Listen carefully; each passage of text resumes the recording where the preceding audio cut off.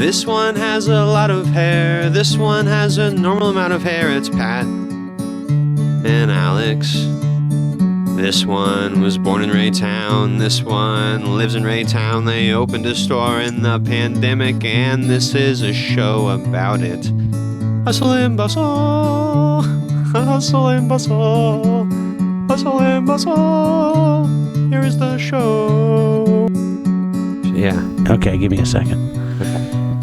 Hello and welcome back to Hustle and Bustle. I'm Pat. I'm Alex. Another week in the studs with you dudes. Let's start with a little bit of announcements. We have Gnarly Halloween coming up October 21st. Mm-hmm. 9 bands. It's going to be pretty badass. Raytown Records, of course, presenting all this stuff. Shout out to Nick at Raytown Records.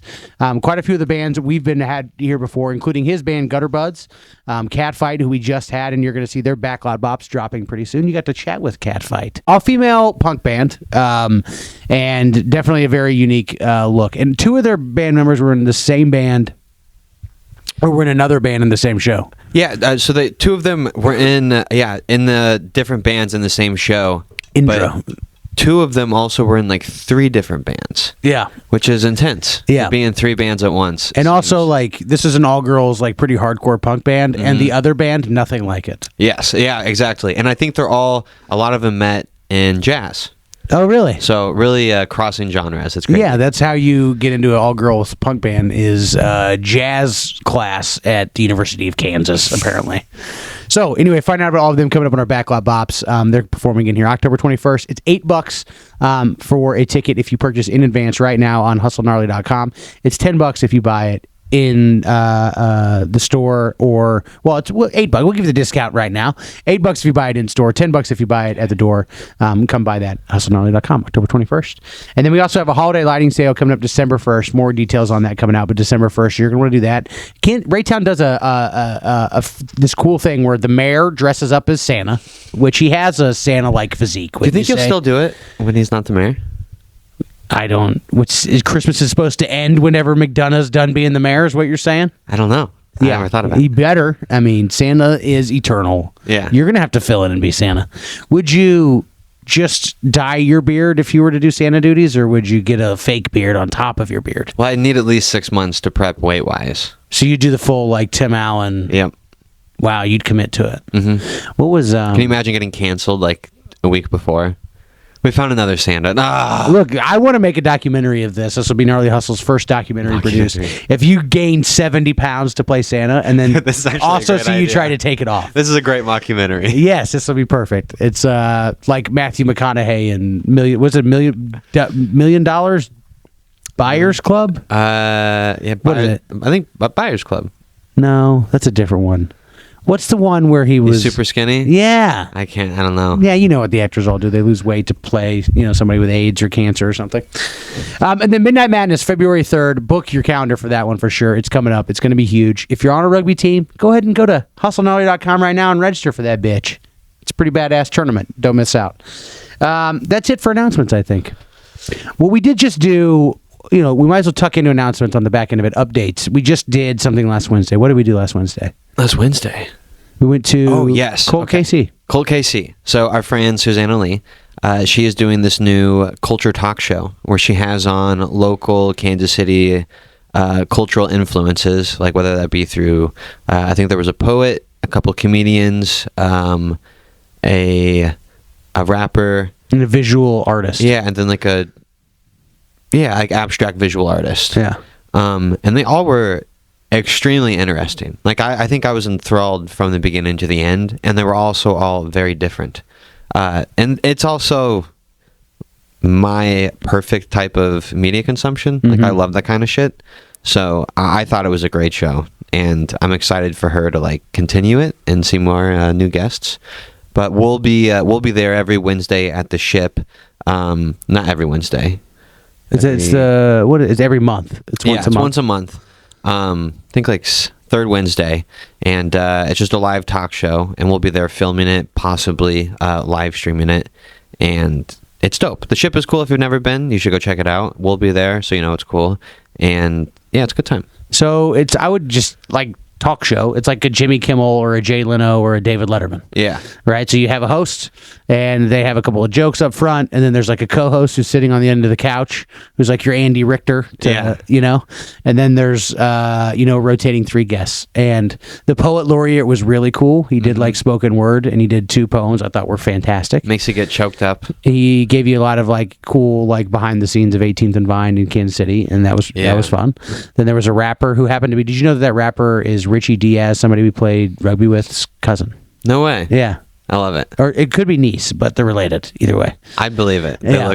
Her name was Baby B. Mm-hmm. And then there was a visual artist, which I have to say I resonated the least with because I still don't know what he does. Yeah, I wish I needed to see some art. it was hard to. Yeah, that was because that was his creative avenue. It was hard to get a sense of like who he was through his art, but it was he had a cool story. I loved it. I thought it was a very cool concept. I thought they did a really good job. But we'll probably dive into that a little bit more on the back end too. So just updates there. And then let's have a little snack time, shall we? Yes. Okay, so I'm hungry. I brought you a snack, and this one is a little bit of a throwback snack. This one is inspired by Ryan Porterfield, former podcast partner of ours, who gets this at Quick Trip from time to time. So hold on. Oh, it's a Quick Trip buy. Is it sweet? No. Good.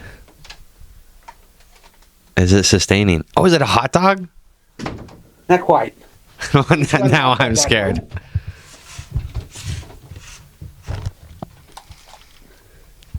So Ryan's an interesting creature, but like I'm fascinated by people's Quick Trip habits because I feel like 100% of Kansas City eats at Quick Trip at least once a month. Like how many times would you say on average a week or month you eat at Quick Trip? I don't know if I'm willing. You're probably on the low end of the spectrum. Oh no, it's too high. Yeah, I would say if you were to average it out, maybe every other day. Yeah, right. Maybe once a day. This is all Kansas City, and we all go in there. Everybody has their own things. So this is a buffalo chicken roller grill item. Okay. Shoved in a bun with chili and cheese on top, and Ryan swears by these. He thinks they're great. So this isn't like a hack. This isn't like get a bang for your buck. This is simply He likes pound it. for pound, the best tasting thing that you can get. Yeah, I don't know if it's trying to get as many calories as you can in your gullet for the smallest dollar amount, but I think it probably fits into both categories here. Yeah, how does it smell? Did you clean anything from the smell?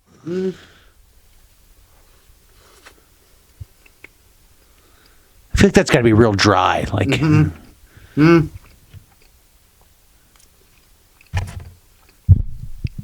Let me clear the palate with a Sprite.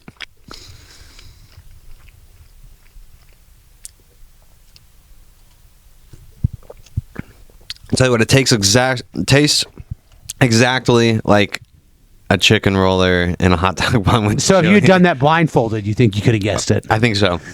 All right. Is it fulfilling? It's not life-changing. It's a little too messy. As a bearded man, I try to stay away from foods that drip or ooze because they make a mess. And so the risk-reward ratio isn't here for me. Yeah, there's also room temperature chili. There's like a risk reward. I would say there's a whole other equation you got to do there with room temperature chili. You just swallow that pill. Yeah. You don't even think about it. Can't factor that. So, how hungry would you have to be to get one of those on Well, your I'll tell you own? what. I'm pretty hungry right now, and I'm not excited to finish it. I'll still finish it, but I'm not like excited to finish it. All right, so give it a grade. Dude, it's like a. Let's go A through F. Like where like is it a C plus, B minus, D plus, F plus? What is it? Like if D's get degrees, it's a C plus. It's not a B. Okay. But it's not failing. It won't fail you. Like I don't think this will come back to haunt me. C plus is I'd be happy with that. Yeah. Yeah, if I was the creator of the QT kitchen on this one. So. Well, I don't know. I want to know. Was this the first idea or was this trial and error? Who knows? How many things have sat in between a hot dog bun with chili and cheese on them before they were like, this is it? Yeah, that's a good question. All right, well, there's trade that one at a Quick Trip if you want to get a C+ snack next time you're there out on the road. Let's go a little around the water cooler. What's going on in the world, you know? And I just don't think there's anything bigger going on, at least in this little part of the world, than Travis Kelce and Taylor Swift. All right, we can talk about them. Okay, so where are you? Are you Krabby Patty about you're tired of hearing about it? Yeah, I mean, I'm definitely tired of hearing about it. I'm surprised. I didn't think it would happen. Yeah. Why are you tired of hearing about it? What's the part you don't like? It's just too much. I don't mind hearing about it. It's an interesting story. She's a fucking huge pop star. I think it's good for football. Yeah. I think it's good for Chiefs football. It's not good if you're getting smacked on that Sunday and if an extra 20 million fans tune in because they hear Taylor Swift is at a Chiefs game. So you don't like it because you're afraid too many people are going to watch the Chiefs and they'll be embarrassed if they lose. If I were a Bears fan, I'd be extra sour because an extra probably 10 million got to tune into them getting their ass whooped, which is pretty funny. Yeah. But yeah, I mean it is what it is. I think it's the greatest thing that's ever happened to me in my life. Yeah. Well, what's even going to be better is when it ends because I think that could be exciting. So you're already looking forward to the Schadenfreude. You want it to crash and burn. Yeah, I mean, as the entertainment spectacle that I think it is, which isn't maybe... This is the 90s Bulls is what this is, right? We are the best team in the world at the sport that the world is all paying attention to. We have the best player in the history ever in Patrick Mahomes. We're in the middle of a dynasty. It's fun to watch. And this is Dennis Rodman fucking marrying Madonna. That's what it is. And it's awesome. Yeah. So just realize the historical significance of this. Is there a more famous woman in the world than Taylor Swift? Yeah. Maybe Beyonce? On paper, not. Not right now. According to Celebrity Net Worth, Taylor Swift's worth more. So if that correlates with fame at all, I would say that Taylor Swift is the most famous woman in the world. And she went to Prime Social on a date the other night. Like, I have relatives who've been to Prime Social. Are you kidding me? Like, I have a projector in my house who was given to me by an athletic trader from the Chiefs as a wedding gift, who was married by Travis Kelce during pandemic, and he was on a date with Taylor Swift in Kansas City the other night. Like, that's fucking cool. That's pretty close. This is like being in Mongolia and the Beatles come to town and start you know what I mean? Yeah, that's... Like, this is a moment in time that's really fucking cool. Instead of being too cool for it, if you're one of those nerds, just appreciate it. Whether you like Taylor Swift or her music, whether you like the Chiefs or not, it doesn't matter. Yeah, definitely don't be a nerd. But yeah, I guess it's cool. I'm pro, them doing things. I think it's the best thing fun. ever. Do you think any of it's a publicity stunt? Does any percentage of you think this is full of publicity? I think they lean into it. Like Yeah. the drop top, that's definitely like, look at me. Like, maybe they didn't have to do that. Yeah. Okay, so I have a few opinions. One is Kansas City, back the fuck off, right? Like, if we want cool shit like this, first off, just as a rule of thumb, Mahomes and Kelce, just Mahomes, should feel as comfortable in this city as he does in any place in the world. We should want that as a city. And I want him walking around the plaza. I want to see him at the plaza. So I don't want fucking Becky to go ruin it, and screaming up there and make it so goddamn awful every time he goes out that he never goes out. So don't do that. As a rule, let's not do that. But when it's Taylor Swift, it's extra rule. Yeah, I'll make Taylor people needs angry. to be allowed to come here. Yes. Yeah, dude. You got to look under. Yeah, she's too fucking cool for you to hate her. Yeah, and the second Top of the game. The second part of that is like, to me, it's proof that it's real. Because it's like, if you're Taylor Swift, what other option do you have? Yeah. Like, there is no other way to date Travis Kelce. Dude, well, it's funny you say that. Caroline and I were talking about this. You know how she could, there's a good segue, find other people is with an expensive $500 Tinder account. Which is how Jason Kelce found his wife was on Tinder. Really? Yeah. I had no idea. I just watched the Kelce documentary yesterday. Is it worth it? Yeah, it's decent. You can do it while you're tinkering and doing other things. I like them. Be too arrested. Yep. He met her on Tinder, said come to the bar, and then she came to the bar. He passed out drunk 2 hours after that, and then that was the first date. That's awesome. Yeah. What a huge bear of a man. That Well, this $500 Tinder thing is not new, right? Like, they've had Raya, they've had these. Yeah, like, I guess there's been celebrity, but this to me is more like dangling at regular people wishing that they could be on those. So this is like on Twitter when you could all of a sudden get the blue check mark if you paid $8. Yeah. And there's a bunch of people excited about that. You think this is It's the not so Tinder much version? are you rich enough, but are you lonely enough? Right. Like how many people do you think have the $500 Tinder and it's hurting them? Yeah, that's true. Probably higher than the other way around. I'm going to pop on this $500 Tinder, and it's like, that's going to come back and bite you, right? Because if you get the chick How that's many are on the 1 month? $500 Tinder and that $500 you're feeling it a month, Yeah. like taking that, you're going on a date and actually dating her, That's true. that's like the dog catching the car. You better be ready to spend $500 on the date. Yeah, Easy. exactly. That's a good point. I was saying, what if you just got it for 1 month, you could like finagle your way into like pretending that you were that person. I don't know. You'd have to be, I'm sure there's George Santoses out there who are going to try it. Yeah. So good luck and Godspeed to them. What else? Football blowouts? Yeah. More. Okay. Speaking of history and sports, Yep. if we're gonna look at the Kansas City Chiefs like that. Almost the biggest blowout in the NFL history. Could have easily been against it was the Miami Dolphins against the Broncos. Yeah, that's right. Whew.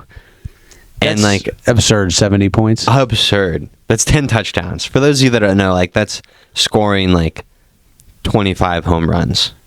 Who do you think you just explained touchdowns to that understands 25 home runs? But Well, I don't know. That's good. It's more than there should be. Soccer's a good. It's like there being 15 goals in a soccer game. Everyone like knows that. this many calories is Yeah, what it it's is. way too many. That's what it is in this snack time. You're like, wow, that's a lot of calories, and then more calories. yeah. Well, like it. Watching. Okay, then and then the second other blowout was Deion Sanders and. Getting his ass kicked. Yeah. Yeah. So I've been following them since the beginning because I'm enthralled. I'm a bandwagon fan. I'll admit it. And like I've been rooting for them. And then they got their ass whipped, almost a shutout until like the last, I think 6 minutes. They So scored a pro touchdown. Dion, anti Taylor. That's just what a weird place to live, Alex. I'm not anti-Taylor. Well, Which that's not bandwagon are you jumping on, and which one are you That's trying not to my take. derail? I'm pro Kelsey Taylor. Okay, good. I'm glad they're getting the attention. I hope they get attention. I get it, so I don't need it shoved down my face. Gotcha. All right, fair enough. Well, Dion, I can't decide if I'm rooting for him or against him. I don't know. It's an It's interesting fun thing to watch. Yeah. Like as soon as they started to lose, I was immediately like, "Oh, let this be a blowout," because I wanted to watch the after the game conference. Like Yeah. to me, that is so entertaining. Yeah. To like put your heart on your sleeve and say a lot of things on the internet, and then to have to back it up or not back it up is like live reality. That's reality TV, baby. This is for absolutely no one watching, but that's happening live in the Rugby World Cup. The Deion Sanders of rugby is like winless at the World Cup and doing terrible, and it's hilarious to watch. Wait, who is this? And his name's Eddie Jones, and he's the Australian coach, and every press conference is so fucking awkward. Yes, dude. It is Press awkward. conferences are my new favorite thing. Yeah, it's I used to awkward. hate them, but I get it. Yeah. Speaking of which, just to touch back on Taylor Swift real quick, 400% increase in Travis Kelce jerseys since Sunday. Wow. Yeah. There you go. That's a business move. Yeah. What other like huge niche fan groups can you hop on? Yeah. I don't know. Be like, hey, I got a business proposition for you. Yeah. Make a jersey and we'll sell a bunch. That's it.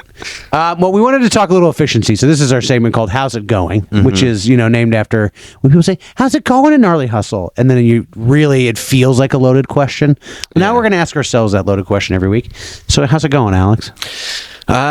Just another week, another lesson learned. Yeah. I feel like there's a lesson that's over our head that's like efficiency. You mentioned it earlier, but it's like I feel like we haven't said no to much in the first 2.5 years of this business. Yeah. Of anybody asking us to do anything or even our own ideas, or we haven't said no to much, and we've tried just to fucking about everything. Yeah. And there's been a lot of good that's come of that, but it's recently started to like really kind of rear its head how much the downside has existed as well. Totally. Yeah, I would say like the last week, specifically last week, like it definitely all kind of came to a head, and yeah, it was just overwhelming and over apparent. Like the amount of work I was doing for the rate of return was embarrassingly like it was a weird ratio. Yeah. But like it was purposely done, sort of like that was our intention, was to kind of like shoot as many things out the cannon, like throw as much spaghetti on the wall as you can. But then like you get to a point where the spaghetti that's sticking is starting to slide off. Yeah. And like it's fucking pointless to keep throwing spaghetti to get that existing spaghetti to stick, or to hope that the new spaghetti sticks itself. So that's kind of like where we're at, I think, as like a company, is like we've I think we're starting to understand some of the spaghetti that's sticking on the wall. And instead of trying to figure out what other kinds of noodles might stick, we should probably just work on the thing that's working. Yeah, which is harder than it sounds. Yeah. Like, I'm a natural people pleaser. I love saying yes to people, and like I do genuinely want the best for people. And so it's going to be like, I'll get defensive if we talk about it for some reason. Yeah. And I'll see myself getting defensive, like, no, you idiot, like, this is good. So it's going to be a lesson to learn how to say no. But the second part of that is, now that we've got spaghetti on the wall, is learn how to like build that up. Like, now that we know some things work, what the fuck do we do with it? Right. How do we turn it into something that's useful and has a reputation and a brand behind it, or something like that, you know? I would like to take it just to drill down a little further, right? Like, we'd say yes to anything. All right, you want to come pop up at our comedy show? Yes. Do you want to come pop up at this? Yes. Can we come pop up there? Yes. Do you want to try this idea? Yes. And we'll do it. And they're all cost time. You know, do you want to host a fucking do you want to host a weekly open mic night? Sure, let's give it a shot. Do it for 3 months. Literally, maybe a total of 20 people show up. At least 11 of them were just to fuck the guy who wanted to run the open mic nights. And I wasted 4 hours times each one of those into 11 o'clock at night. I'd psychologically blacked that out of my memory. Yeah. I would have never remembered that. I mean, that's an entire work week or more that we gave that person, because of our codependence and unwillingness to say no, and willingness to just try everything. Yeah. So there's like, yes, we did a lot that was right, and a lot of the trial and error is great. And I'm not saying I would change any of it, but like, there's no way in the world that guy would walk in here, throw you that same value prop, and you'd say yes now, right? Mm-hmm. And if you would, then that's not a sign of you. That's just that's a sign of you not learning lessons. Yeah, it's a shitty decision. So I'll just say, we're in year 3 of running this business, right? Where it'll be 3 years come whenever the fuck the next anniversary is. Yeah, and you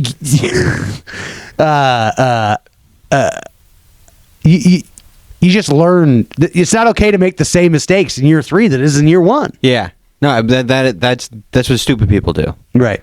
And like that's what helps me, honestly. It's probably bad self-talk, which I'm guilty of. Yeah. But it's like when you're doing something and you know in the back of your head it's like repetitive bad behavior, or something that you've already evaluated in something you shouldn't do, but you continue it anyway. Like, I'll tell myself, like, that's something stupid people do, and I don't think I'm a stupid person. But I do that. So I shouldn't be doing it. And it's like, that's how I'll get myself to not do those things. That's actually a pretty good little loop you've created for yourself. Otherwise, dude, it's a dark world to just walk around and think like, I'm a stupid person. I can't live like that. I have lived my entire life saying I'll say yes to everything. I always, if someone in rugby asked me to do something and I thought there was any kind of ROI, I could conceive an ROI. Not that I thought I would get it, but I could conceive when I would do it. Yeah. And I would just throw time and shit at stuff. And I didn't realize until we started doing this. And then I started doing this married. And then we started doing this with like more pressure to like make sure there's an ROI while we're doing it. Mm-hmm. That I started to realize, well, fuck, I can't just say yes to everything. And it's been a lifelong process for me, and it will continue to be a process. Yeah. But like, if you don't pick and choose the things that when you're trying to get better at something, which we had no idea how to run a retail store, no idea how to run a business, and I still don't think we could write a book on it. Nope. At least not one that anybody should fucking buy. I got a growing list of how not to do it. Right. Exactly. We know more than we used to know. And this is one of the things that, like, our time is so much more valuable than it used to be. Now I feel like we're starting to put on the fucking filter every time we think about, should we do this? What's it going to cost? What's the ROI? When will the ROI come? And what can I do if I don't do this? Yeah. And what will doing this take me away from? Yeah. It's what do you? Yeah. It's like the accumulation of what are you not doing? Like, what are you missing out on in lieu of, trying to accomplish this? And then what did you say too much to that you just can't physically fit in the day? So And, like last week, let's tell the story, and potential to piss you off, but like Susanna calls, and we're going to go to this thing, I think, right? But she wanted us to come, or we were going to go just check it out, but we didn't have any media obligation. Yes. Like 2 days before, and then she's like, the person who's supposed to live stream it dropped out. Can you do it? And then we just immediately, without too much thought, said, yeah, we'll fucking do it. So like we've never live streamed ever before. Yeah. And decided to try to acquire that skill within 48 hours. So you sunk all 48 hours into that. Yeah. And then like we had this other idea for a reel that like while we're in a place where we need to get back on the track for reels. So basically this reel will come out 7 to 10 days after it could have. Right? Yeah. And that was the time trade, to try to acquire a brand new skill that won't result in a new sale in months. Yeah. Oh, yes, 100%. And like that used to be a decision that we never batted an eye at, and I feel like this is the last time we don't bat an eye at that decision. Yeah. It's you can only get to like the end of the day and still have things to do and no many hours left in the day to do the things. Yeah. And then you do that for a week, and then you do it for a month, and then you do it for then a year's gone by, and you have like accumulated of just like 10 minutes to an hour of a day's work that just didn't get finished. That's like a month. 100%. And then like the major things start to fall through the floor, you know, like important things to have bigger consequences than like forgetting to get a video out. 100%. So like that's just one microcosm. So that's what like the last week was. We've been like, talking about a bar for 3 years. If we weren't trying to run constant events, if we weren't saying yes to constant events, if we weren't saying, would we be less distracted from this central mission that we feel is a way bigger ROI?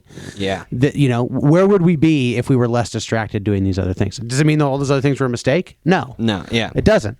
It just means that those aren't the same decisions, that we're not willing to make those same decisions again. It is as simple and as quantitative as that. Like if it makes it easy for you, it's like there's only so much time to do it, and like these are the things you want to do. They require X amount of time, and like is that going to fit in the time bubble? No, then you can't do it. Right. Not that you don't want to do it, or not that you aren't capable of doing it, but that like there's just the constraints are real. You know, you can't just like fake that there's more than 24 hours in a day.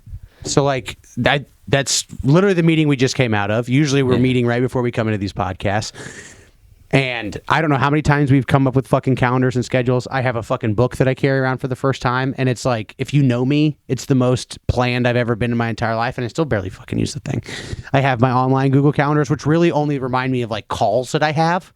Right? Like, so I've spent, I don't know, in the last year how much time and a little bit of money and effort and a significant amount of effort into trying to get fucking organized. And we have personally made content calendars, I don't know, 12 content calendars in the last year. Easily. And we're feeling good because we just made another one today, and this might be the one. Yeah. But like, isn't that how you do everything? Is you just keep fucking trying it mindfully and changing it until you figure it the fuck out? It's like the acceptance that there's a massive gap, a canyon in between like the draft of the plan and the execution. And the goal is with each iteration to just shrink that gap to the point where like you're good enough at coming up with a plan that it's ambitious enough that it'll challenge you, but accomplishable enough that you'll be able to attain it. And so like you don't end up with a day of things left over to do that accumulates over time. Right. And so that, I mean, like, that's the frustration. It's just like, you know, deciding any major life decision, like addictions or life choices or job choices, like, you know what the fuck you're supposed to do. It's just like the take the action part that is such a hard hurdle to. But yeah, I mean, but our problem is with planning and efficiency is we set ourselves up for failure. Right. Like we know, things are going to be difficult. So give yourself more time, give yourself more energy, give yourself, you know, more planning or preparation so that, you know, when the thing that you know is going to be hard or is going to sucks or is hard or it sucks less, you know? Yeah. And so, I don't know, like, what I just heard you say, like, can you resonate with someone asks you to do something and you say yes, and immediately you have a pit in your stomach feeling and you're not sure, but later you realize you said yes to something you knew in the moment you couldn't do. Yeah. So like Jen will be like, hey, can you stop and pick something up? And I'm like, I'll hesitate and I'll say yes. But in my head, I know it's going to cost me 25 minutes of being late to the thing that I was supposed to be at. Yeah. But I say yes to it anyways. How often do we fucking do that mindlessly? You know what I mean? Like in a business. All the time. It's people. Yeah, I don't know. Hey, we're afraid of. I don't know what it is. I'm sure it's maybe different for both of us, but I like to please people. I like it when people like me, and I go about that obviously incorrectly by trying to like provide services for them. Maybe like that's my love language. Like I can help you with that, but yeah, I don't know. It's that is the biggest difficult thing to overcome. It's the in the moment. Yeah. It's also is when I have the most difficulty saying no. I also think that like there's a layer of it that's we are our own bosses at this job. Yeah. And so I don't know. There's a layer of figuring out like it's if you know what to put on every day, right? Like part of me is like when we first started this, I like to get dressed up and like come in and like what am I going to look like today and like get dressed up on the racks. Mm-hmm. And then I've melted into like just give me like can I just have a gnarly hustle t-shirt I can throw on every fucking day and wear that? Yeah. And just not have to worry about it? Yeah. You know what I mean? The same thing is like how much harder is it to get dressed every day if you have to fucking think about it? How much, like, we have to think about what we should be doing every day. There isn't a boss who is telling us exactly what our North Star is, and these are your priorities. We have to fucking come up with them. Yeah. And then, so I think that there is, like, that adds in maybe something that, not that we're incapable of it, we like making decisions. It's part of why we fucking became entrepreneurs. Yeah. But there's an element of... There's too many firsts. Degree of difficulty that, like, if it's that much harder to decide where to eat, you're less likely to want to go out to eat. If it's that much harder to figure out what to wear, you're that much likely to just, wear something else. You know what I'm saying? Like, just that little degree of difficulty can make it that much harder to follow through on something. And the extra degree of difficulty and then the expected amount of failure. Like, we have to think of what to do so often because, like, there's a lot of firsts. Like, if I've run the same football play 100 times, I can close my eyes and do the footwork. I don't have to think about it. I can think about people trying to kill me so I can run the play better. But like we haven't run anything 50 times. Mm-hmm. We've barely run anything 5 times. Right. So like everything, there is no automation like when you're driving that doesn't exist for us. Like we have to be conscious or we're going to crash. Right. So like I'm hoping that will lessen. Like as we repeat more, we can I feel like we will. Like we won't overplan a summer the way that we did this summer, right? We won't overplan a summer with such a low ROI. Right. There was there was just a hope that we would make more sales. Right. Which we did, but like there was no concrete, like at the end of this day, we'll have this many more dollars because our plan was executed. Well, I would argue, in fact, it's the other way around. I would argue that we would have a greater net profit if we hadn't had all There's those certainly events. an argument for that. I think we may even had a larger gross profit, which is hard to say. But I think I'm pretty confident in saying that. The first and the latter is 50-50. Anyways, it's all trade-offs, and it's shit that you do. But, like, we didn't know how to do this. We're starting to find some things that are good, and we should fucking funnel our resources to those things and funnel it away from the trying brand new things. Because we know that brand new things take a while to get good at or figure out. And when we get something that's working, we should learn to lean into it a little bit more and maybe take on less new things sometimes. Yeah. And we like the element of it is like we need to succeed. We need to succeed more now than we did 2 years ago. Like we need to succeed sooner, if that makes sense. Yes. Right? Like we're not going to jump into a third lease without any profit. Yeah. Right? We're kind of, the way I look at it is we're halftime of our business. We're approaching we are on the second close half of halftime. I would argue that's correct. Yeah. Yeah. And I look at the first half was the first lease. The second half was the second lease. And at the end of that lease, if we're not winning this fucking game, then we're probably not going to continue to play it. And you and I both want to fucking win. Real fucking bad. So that means that, like, just like plays in the first quarter, a fumble in the first quarter makes fans less angry than it does in the fourth. It's because you have less time to make up for it. Yeah. So I feel like that element, even if it's subconscious, is there too, if it makes sense. Yeah. I mean, it's, and that's like the trajectory. Like that's how it feels. Right. Sort of. I don't know. That I feel like you just got depressed or sad when I said that. Like that was... No, I got distracted by that phone call. You're right. The beginning half of my day. I don't know. I would consider us in the third quarter. Yeah, that's what I'm saying. Yeah. Yeah. Third quarter. I stuttered to get there, but we are in the third quarter. Yeah, I'm just ready to make money.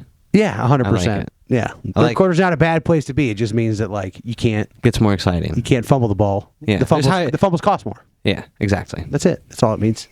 So, anyways, that's what we're going to try to do. I think we're trying out a new format here. So, we're going to try to bring you some announcements. We're going to try to give you a little bit of around the water cooler chat and talk some of the topics of the zeitgeist, what everybody's talking about, and then give you a little how's it going peek behind the business as we try to see what works here and what doesn't work here. Because I guess the podcast is a place where we still got some place to throw some spaghetti. So, Yeah. anyways, thanks for tuning in. We'll see you next week.